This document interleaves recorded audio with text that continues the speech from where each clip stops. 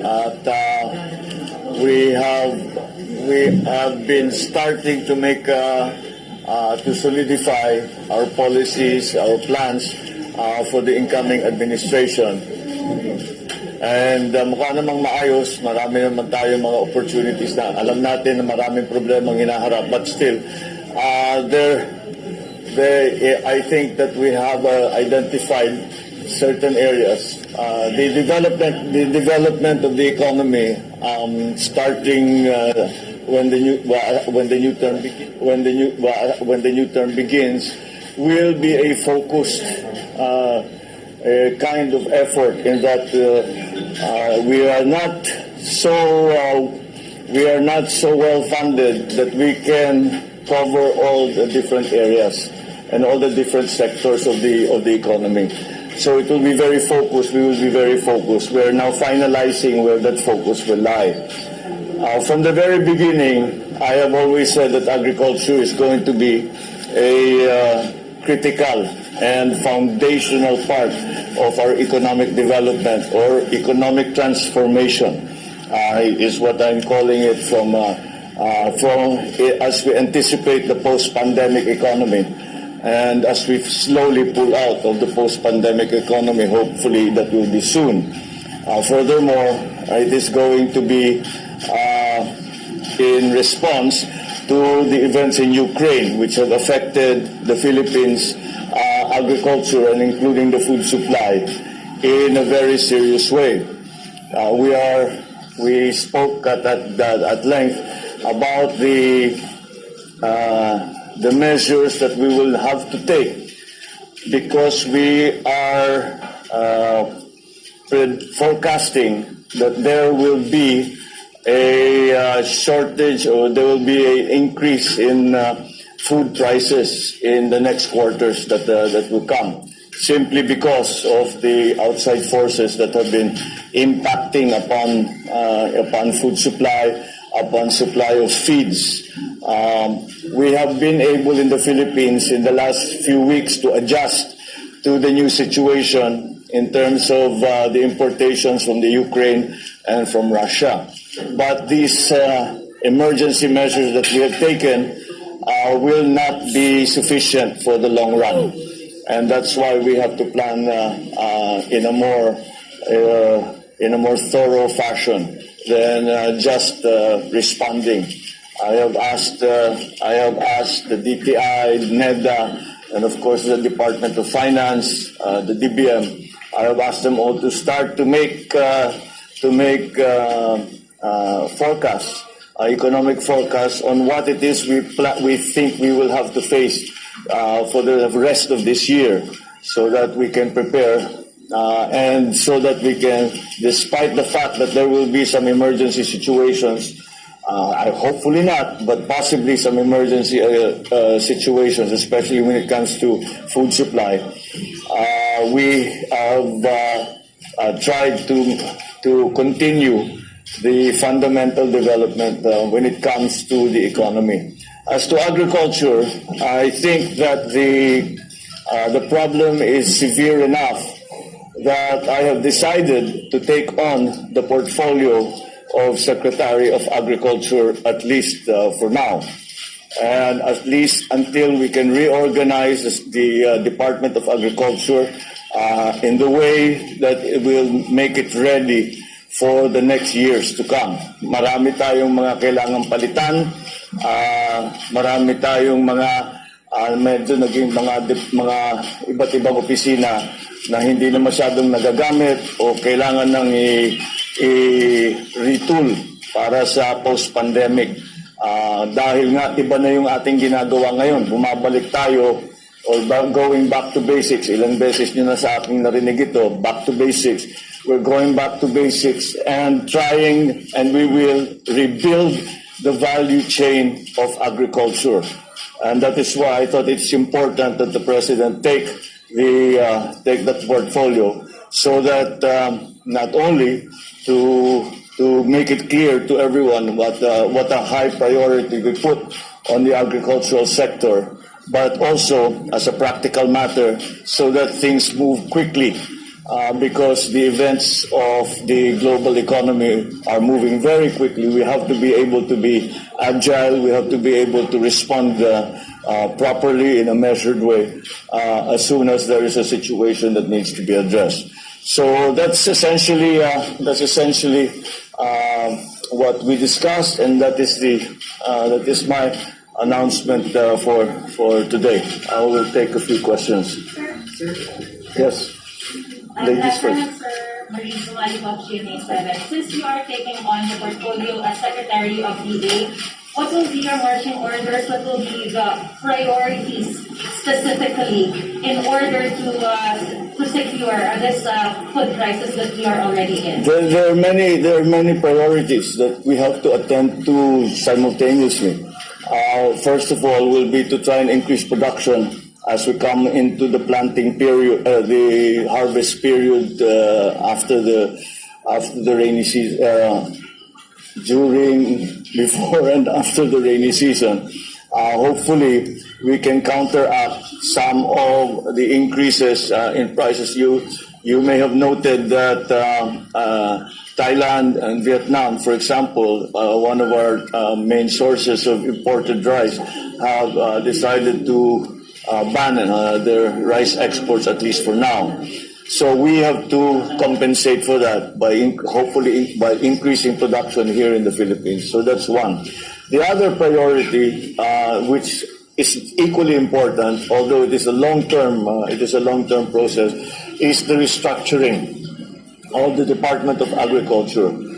As I have mentioned many times before, many of the agencies have changed their function over the years, and maybe it's time to return them. I talk about the places, organizations like the NFA, the FTI, the Kadiwa, which we have already started to see, especially at the local level.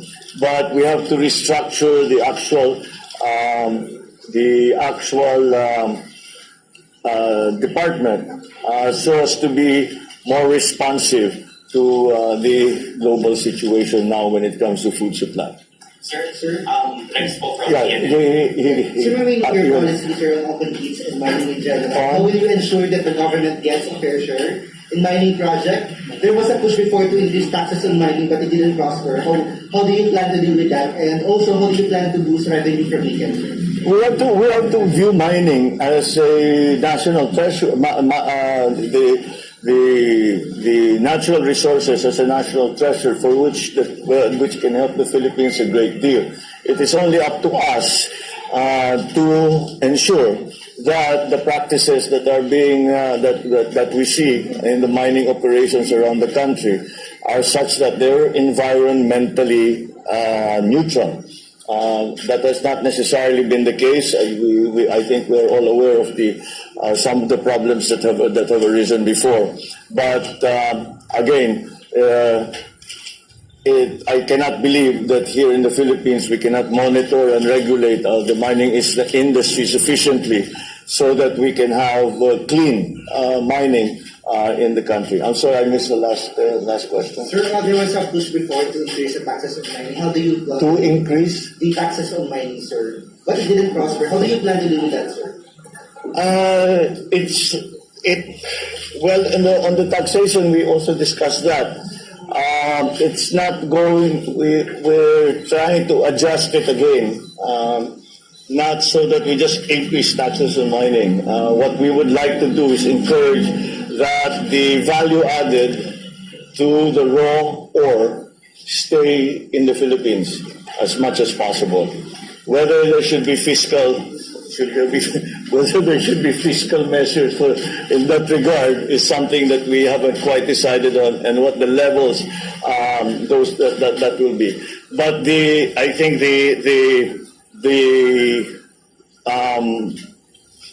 what we are trying to achieve, the desired result for all of this is, as I said, that instead of exporting raw ore, we export at least partially processed ore, so that may value added that's left here in the Philippines. Yes. We understand that rising food prices is intrinsically connected to rising oil prices. Yeah. What are your immediate response to spiraling oil prices? we just, again, it has to be focused. It's not something that we talked about the listing of even just how do we do the proper listing of the indigents around the country. To make sure that it is those who are truly in need. That hits upon, by the by, that hits upon the discussion that we have about accelerating the issuance of the national ID. Because right now I think we're up 12 million. Is that the correct number? Yeah, we're up to 12 million. Kulang na kulang pa yun. And all of these things, like the giving of the ayuda, all of these things that we are trying, we're going to digitize the bureaucracy. It all really depends upon everyone having their national ID. And is a good database for that the government should have. So yes, so that's what the other thing Ana po from Germany's online. Sir, on another topic lang po, meron na po ba kayong napili na next na DOH Secretary, EMA Secretary? Kasi may mga names na po na yes, I've been more seeing some some speculation. The short lists are getting shorter. Let me put it that way. If we started with 10 names, a dozen names, we're down to maybe 3 or 2 in each of those departments. But we took it really department by department. And of course, health, and not to say that the Department of Health is unimportant, but we're coming around to that, and I wouldn't be surprised if we have an appointee or a nominee within the next week or so. I really want to get as many of those done before the inauguration. Sir, on average po, sir, what are your views on the rice tarification? Some senators have expressed openness to amending it. What will be your view? Well, if there's one part of the rice tarification, it is the area wherein we reinvest, and the amount of funding that we reinvest into for our farmers and for mechanization and for post-harvest facilities, which is part of the rice tarification. There's 10 billion that is returned to the farming community. Maybe we can have a look at that and see. Maybe that now that we are in a situation where we very much have to boost production and we very much have to support the farmers, maybe we can look at that and hopefully increase it. Meron pa namang, pag nakikita man natin yung accounting doon sa rice tarification, yung 10 billion na yun, kuminsan meron pang unspent. So pwede pang gamitin yun. Yes.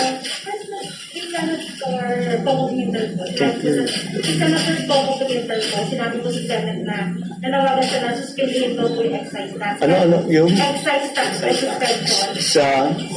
Sa excise tax suspension, sir, nag-suggest po si Senator Coco Pimentel sa Senate na sabi po niya, basta po sabihin nyo lang, magpapalaw po sila ng paano-paano batas na tagal yung excise tax. May plano po ba? Excise tax on oil?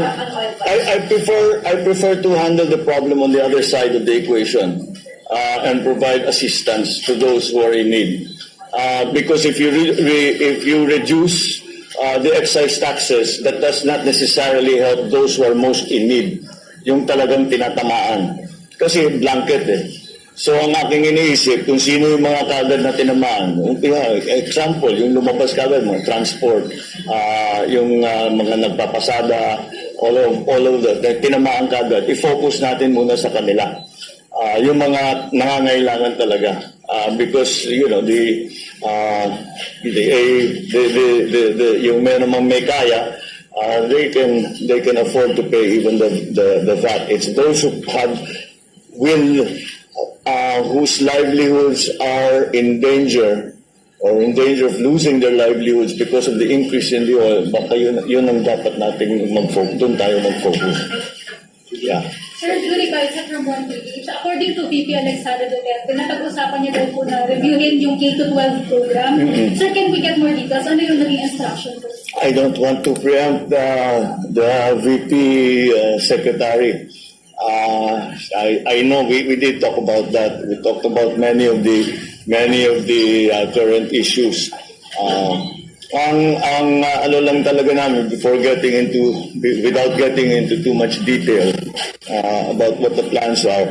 Ang pinag-usapan lang namin basta pagandahin. There was also the question of when we start to teach English, when we move from the lingua franca to English, yung K-12, kung kailangan ba talaga yung K-12. Many of the other issues, ang aking laging pinapaalala sa kanya is yung mga teacher. Kailangan alalayan ng mga teacher, kailangan i-training ang mga teacher para magandang maging trabaho nila. Ang mga teacher naman, yan ang pinakamadaling turuan yung teacher. So I'm very confident that as long as we have a program in place to support our teachers, not only in terms of benefits, but of course that's an important part of it. But not only just in terms of their benefits, but also in terms of other support, in terms of retraining, in terms of the supplies, the equipment. We have to do a lot to recover our very good grading before. Pagka tayo tinitingnan ng Asia, yung literacy rate, yung pagsalita ng English, pati sa science, sa math, mataas tayo noon kailangan natin balikan yan. Kaya mahirap mag-compete kung hindi natin ayusin yung training ng mga kabataan natin. Sir, are you open to lift the foreign ownership limit in renewable energy? Parang yun po yung isa sa mga appeal ng bumisitang Norwegian ambassador sa inyo, and other business groups also appealing for that. Yeah, I think yan ang kasi hinihingi nila para papasok sila. But there are other issues before that. There are other issues before the ownership. At this point, marami yung pumapasok yung joint venture. Ang mahirap kasi sa ownership, hindi. Kahit na sila may magbubukas, kung sila lang ang magpapatakbo, nahihirapan sila things like ease of doing business, yung power supply, all of these things. So, and even the bidding process, kuminsan is questioned, yung mga tinatawag na guarantees, legislative guarantees and regulatory guarantees. Ibig sabihin, hindi magbabago yung batas habang ginagawa nila yung project nila. Hindi magbabago yung regulation habang ginagawa pa lang yung project nila. Yung mga ganyang klaseng bagay. Yun ang talagang hinihingi nila. The ownership is one issue, but it's not the main one. And I think if we can take care of all of that first, madali nang pumayag tayo dun sa 100% ownership. Last question. Sir, sa transportation portfolio, may napili na kayo or possible ba na si SEC.yeheyy mag-hold over siya? And ano yung priorities natin sa transpo in the next 100 days? Well, transport is going to be critical because hanggat maging maayos, naging problema nga, lahat ng balita naririnig natin they call supply side problems. Not a supply side problem, there's supply, but it's the supply chain problem. That's transport. So hindi tayo makaka-recover hanggat maayos natin yung ating transportation system. So they are very high priority. As you can see, they're also living very close to the edge. Kaunti lang, tumaas na naman ang crudo, hindi na magpapasada. I think now, the latest increases, ang dami ng sinabi, maghahanap ng ibang trabaho dahil wala silang nakikitang para kumita. So yes, so transport is going to be an essential part because not only for passengers but also for even more for cargo. Yung mga gamit, mga raw material, pati yung mga finished product, dadalhin ito sa agriculture, nagiging naapektuhan yung agriculture, food supply naapektuhan dahil sa transport. Kaya fundamental yung transport kaya kailangan ayusin. Kaya malaking problema itong nangyari na nagtataasan ang presyo ng lahat ng petroleum products. Wala naman tayo, wala naman tayong magawa. We just have to take whatever price we're getting. But hopefully, I remember in the last oil crisis, the 1973 oil crisis, napakiusapan naman natin ang mga kaibigan natin na oil-producing countries na medyo pagbigyan tayo in terms of the credit, in terms of the payment period and things like that. So baka we'll pursue that again. Sa diplomacy side na naman yun. Secretary. I'm sorry? Secretary. Transport. Wala pa kayong coordinated. Lahat ng kausap kong mga ambassador, inumpisahan ko na.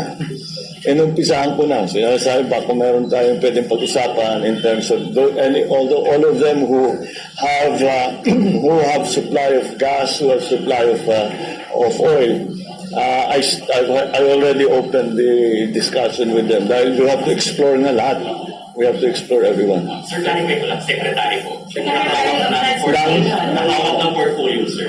Secretary of Transportation. Bababasa mo yung pag-iisip ko. Tapos actually, I have a fairly good idea. Yun sabay-sabay will announce it already. Thank you. Okay, maraming salamat. Thank you.